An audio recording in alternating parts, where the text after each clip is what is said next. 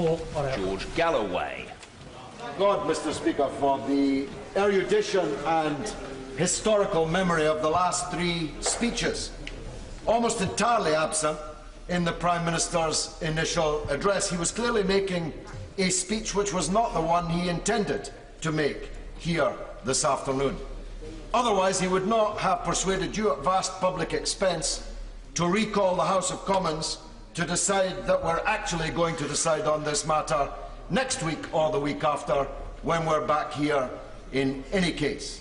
It's absolutely evident that if it were not for the democratic revolt which has been underway in this House of Commons and outside in the wider public against this war, that the engines in Cyprus would now be revving and the cruise missiles ready to fly this very weekend. And any attempt by the Prime Minister to pretend that he had always, all along, intended on this course of action is just bunkum. And the reason for the unease here on both sides of the House, two exceptional speeches from the last speaker and the member from New Forest East, encompassed the feelings of the people in the country. Only 11% of the public, according to the Daily Telegraph this morning, support Britain becoming involved in a war in Syria. Can ever a British government have imagined sending its men and women to war with the support of just 11% in public opinion?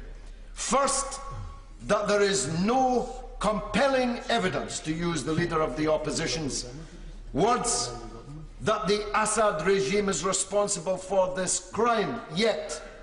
Not that they're not bad enough to do it, Mr. Speaker. Everybody knows they're bad enough to do it. The question is, are they mad enough to do it?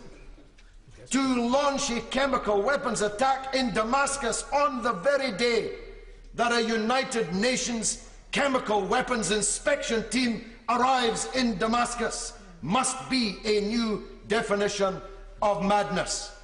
And of course, if he is that mad, how mad is he going to be once we've launched a blizzard of Tomahawk cruise missiles upon his country? Now, as I heard the front bench describe how bad he was, I wondered just why the former Prime Minister forced Her Majesty to billet him in her guest room at Buckingham Palace just a few years ago, and how a former Prime Minister recommended him for an honour, and how he was hailed in all corners as a moderniser.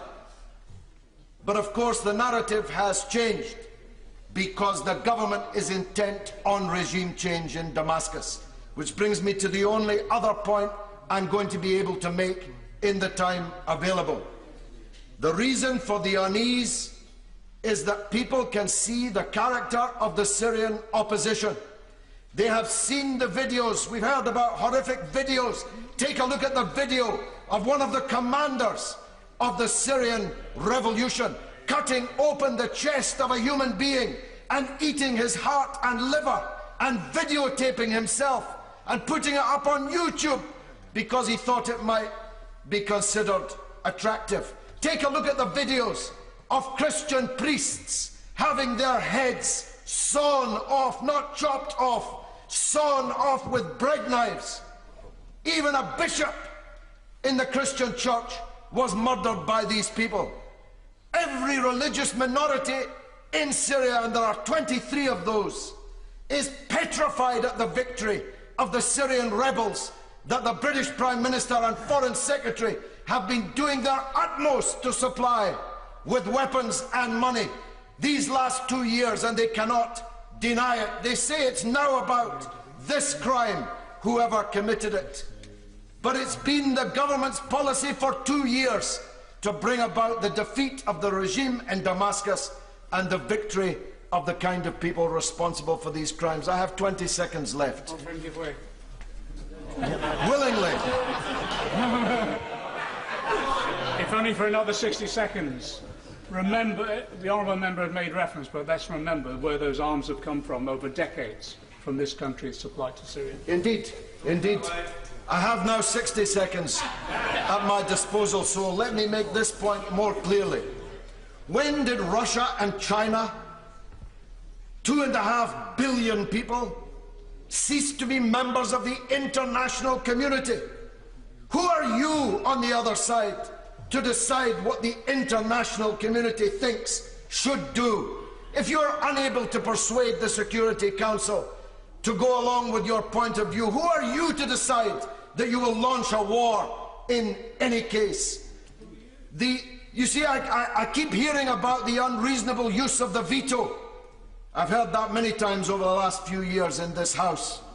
The United States has vetoed every attempt to obtain justice for the Palestinian people and to punish and issue retribution for international law-breaking on the part of Israel, and nobody in this House has said one word about it. Yes, I'll give way. I'm very grateful for the honourable member for giving way to me. Mr. Speaker, I think you would be very interested to know that I've had several constituents email me about comments made by the honourable member for Bradford West on Iranian Press TV, in which my constituent claims that the honourable member said that Israel supplied the chemical for the attacks in Syria. I would find that very hard to believe that the honourable member said that. So would he like to take this opportunity to refute that or provide the evidence to satisfy my constituent? Well, it just shows the unreliability of relying upon green ink letters, whether they come in the post or in emails. For I said no such thing. But the Syrian rebels definitely had sarin gas, because they were caught with it by the Turkish government, as was referred to by the former government minister opposite. If you'll forgive me, I forget his constituents.